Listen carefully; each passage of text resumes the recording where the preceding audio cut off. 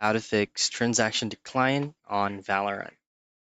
Now, these process or steps that I'm going to be providing you are just the very basic troubleshooting steps.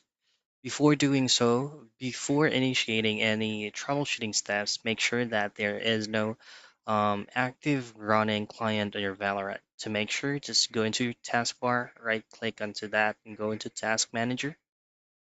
Then from here under processes, make sure that Valorant is not listed right here. If it is, just simply click on that and hit on End Task.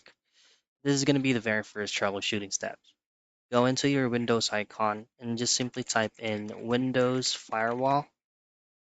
And then just simply choose on Windows Defender Firewall under the field of settings. Go into Allow an app or feature.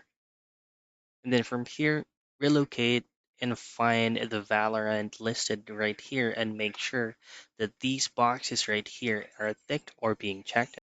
And then just simply hit on OK. And all you have to do next is restart your Valorant client and try to process your transaction again. So those are the troubleshooting steps that you can do for you to be able to fix Valorant transaction decline.